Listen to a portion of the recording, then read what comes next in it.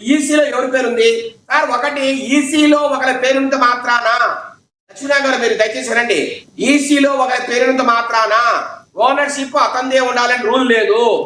Sub రిజిస్ట్రార్లు కావచ్చు, sub registration ఆఫీసులు కావచ్చు, ఎంతో మంది డబ్బులు తీసుకొని మోసపూరితంగా రిజిస్ట్రేషన్ చేసిన దాఖలాలు ఉన్నాయి. డబల్ రిజిస్ట్రేషన్ దొరుకుతాయి సార్, ఒక్కొక్క ల్యాండ్ మీద డబల్ రిజిస్ట్రేషన్ కూడా దొరుకుతాయి ఒక్కోసారి. అంత మాత్రాన వాళ్ళు రిజిస్టర్ చేసినంత కరెక్ట్ ఏం కాదు సార్. ఆర్ఎస్ఆర్ ఒకటి, ఆన్లైన్ రికార్డు ఉండాలి. ఏదో అడుగుతున్నారు శేఖర్ రెడ్డి గారు, ఆయన ఏదో చెప్పే ప్రయత్నం చేస్తున్నారు, ఒక్క నిమిషం చెప్పనివ్వండి. ఆయన చెప్పండి విజయ్ గారు. ఇది అంటే ల్యాండ్ ఏరియా మొత్తం వచ్చి 1.5 acres సార్. దీన్ని 2014 లో టీడీపీ వాళ్ళు గవర్నమెంట్ ఉన్నప్పుడే లేఅవుట్ వేశారు సార్. ఇదంతా అప్రూవల్ కూడా ఇచ్చింది టీడీపీ గవర్నమెంట్ సార్. మీరు చూసినట్టయితే ఈ వీడియోలో మా ఇల్లు అయితే ఏదైతే కోలుకొట్టారో దాని పక్కన ఇంకో బిల్డింగ్ ఉంది సార్, 3 స్టార్ బిల్డింగ్. చూసినట్టయితే దానికి కూడా ఇప్పుడున్న ప్రెసిడెంట్ కమిషనర్, మున్సిపల్ కమిషనర్ దానికి ప్లానింగ్ అప్రూవల్ వేశారు సార్. మా మీద ఎవరైతే ఫైట్ చేస్తున్నారో అపోజిషన్ పార్టీ వాళ్ళు వెళ్ళి దానికి హైకోర్టులో డిమాలిషింగ్ ఆర్డర్ కోసం అప్లై చేశారు సార్. దానికి కమిషనర్ గారు ఏమని రిపోర్ట్ ఇచ్చారంటే 40 pages రిపోర్ట్ ఇచ్చారు సార్. దానికి మేము అన్ని వెరిఫై చేసి ఇది లీగల్ గానే మేము ప్లానింగ్ అప్రూవ్ చేసాం, ఇది లీగల్ ప్రాపర్టీ, దీనికి ఎటువంటి ఇల్లీగల్ డాక్యుమెంట్స్ లేవు అని చెప్పి కమిషనర్ రిపోర్ట్ ఇచ్చారు సార్. మరి ఇది దానికి ఆ బిల్డింగ్ కి పర్మిషన్, ప్లానింగ్ పర్మిషన్ వచ్చింది 2024 లో సార్. అప్పుడైతే మన ఈ ప్రభుత్వం లేదు సార్, ముందు ప్రభుత్వం ఉంది. మరి అప్పుడు ఆ కమిషనర్ ఎందుకు ఇచ్చారు, ఇప్పుడు వచ్చినాక మరి ఎందుకు చేంజ్ చేస్తున్నారు మాకు అని తెలియదు సార్. సార్ శేఖర్ రెడ్డి గారు చెప్పండి. లక్ష్మీనాథ్ గారు ఇది మనము ఒక డిబేట్ లో కూర్చొని ఫైనల్ చేయలేము.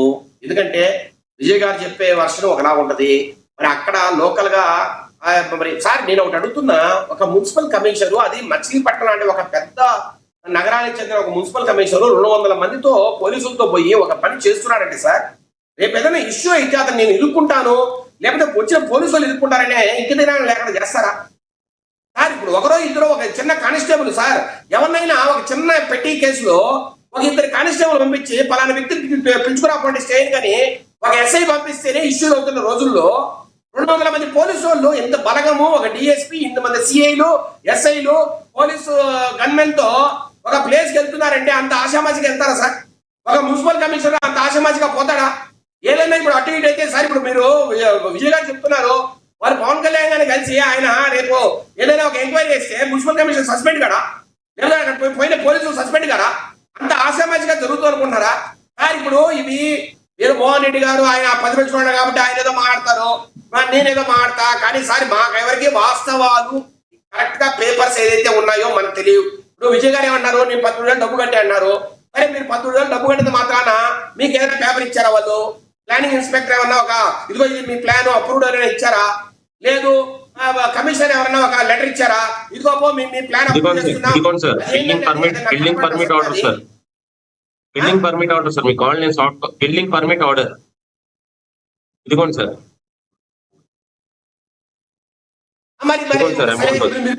పర్మిట్ ఆర్డర్ అంటారు. అయినప్పుడు మరి కమిషనర్ అక్కడికి వచ్చినప్పుడు, కమిషనర్ ఆయన కింద ఎవరో ఒకరు వచ్చింటారు ప్లేస్ కి, ఆ వచ్చినప్పుడు మీరు ఆ పేపర్ చూపించినప్పుడు లేదు ఇది తప్పు అని వాళ్ళే అన్నారా సార్? కమిషనర్ గారు ఏమన్నా సార్, మాకైతే కంప్లైంట్ వచ్చింది ఇది ఇల్లీగల్ గా సార్, ఇదంతా ఇల్లీగల్ కన్స్ట్రక్షన్. టీపీ గారు వచ్చారు సార్, కమిషనర్ గారు రాలేదు. టీపీ గారు వచ్చి పోలీస్ దీపంతో సెక్యూరిటీతో వచ్చారు సార్.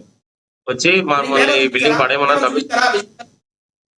పేపర్ ఏం చూపలేదు సార్ వీడియోలో కంటే, మీరు మాకు పేపర్ అయితే ఏం చూపలేదు సార్. మీరు వీడియోలో చెక్ చేసుకో సార్. పేపర్ అడిగాం సార్, ఓవరాల్ గా చెప్పారు సార్, నోటితో చూపించాం సార్. మేము ఇచ్చిన పర్మిషన్ పేపర్ చూపించాం, మేము అన్ని సాఫ్ట్ ఆన్లైన్ లో చూపించాం సార్, ఆన్లైన్ లో కూడా చూపించాం sir. Without only not only paper, soft copy online లో ఆల్మోస్ట్ గా చూపించాం సార్.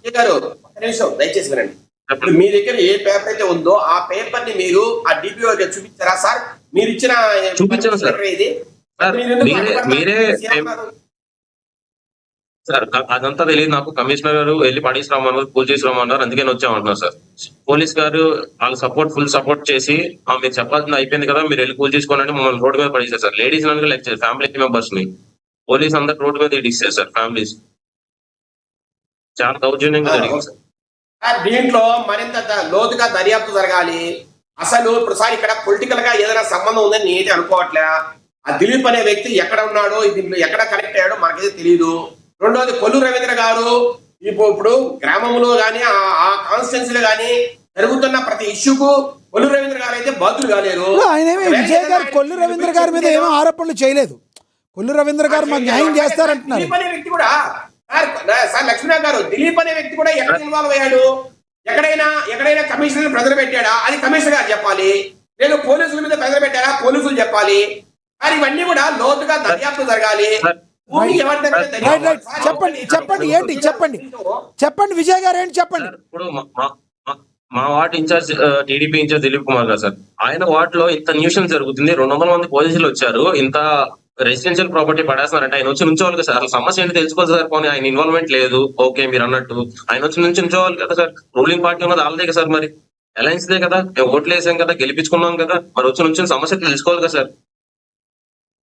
ఆయన మరి ఇన్వాల్వ్మెంట్ లేకపోతే అదే ఇప్పుడు మీరు చెప్పే ప్రకారము ఖచ్చితంగా మీరు కొల్లు రవీంద్ర గారికి ఓటేసినప్పుడు అక్కడ ఉన్న పొలిటికల్ లీడర్లు ఎవరైతే ఉన్నారో తెలుగుదేశం తరఫున వాళ్ళు ఖచ్చితంగా రావాలి, మీకు అడ్డపడాలి, సాయపడాలి. అదైతే వాస్తవం. కానీ మరి ఆ దిలీప్ అనే వ్యక్తి మరి ఎక్కడ ఉన్నారు ఏంది సార్? ఇవన్నీ కూడా సార్ మేము రాష్ట్ర అధికార ప్రతినిధులుగా నేను కానీ మోహన్ రెడ్డి గారు కానీ ఎక్కడ దీని మీద మేము కామెంట్ సార్. ఒకటైతే వాస్తవం సార్, కూటమికి ఓటేసిన వ్యక్తిగా కాకపోయినా వైసీపీకి సంబంధించిన వ్యక్తి అయినా సరే అతనికి నిజంగా అన్యాయం జరిగితే తెలుగుదేశం పార్టీ తీవ్రంగా ఖండిస్తోంది.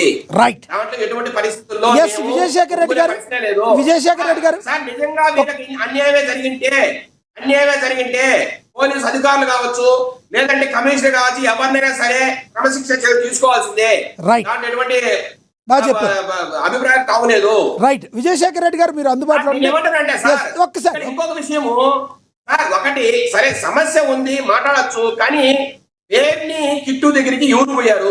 విజయ్ గారు కానీ విజయ్ గారు వాళ్ళ ఫాదర్ ఏమన్నా వాళ్ళ దగ్గరికి వెళ్ళారా? ఒక్క నిమిషం అడుగుదాం, ఆయన అడుగుదాం. పోలీసుల మీద తిరగబడాల్సిన అవసరం ఏంటి? కాదు ఒక్క నిమిషం సార్. ఒకటి విజయ్ గారు ఇందాడు ఇప్పుడు ఈయన అడిగారు క్వశ్చన్, మీరు పేరుని కిట్టి గారి దగ్గరికి వెళ్ళటం కానీ మేమైతే వాళ్ళ దగ్గరికి ఏమీ లేదు సార్. అది అప్పటికి కూల్చివేత జరుగుతుంది సార్. మేము వదిలేసి అక్కడికి ఎందుకు వెళ్తాం సార్? మేము కూల్చివేత జరుగుతుంటే అడ్డుకుంటున్నాం సార్. వాళ్ళకి లోకల్ పొలిటీషియన్స్ ఎవరైతే ఉన్నారో వైఎస్ఆర్సీపీ వాటిలో వాళ్ళ ఇన్ఫర్మేషన్ పాస్ చేస్తే అక్కడ ఉన్న అధికారులు కానీ మీరు చెప్పిన ఇన్ఛార్జీలు కానీ ఎవరూ రాలేదు. అదే విధంగా కిట్టు గారు వచ్చి మీకు నిలబడ్డారు, అంతే కదా అక్కడ.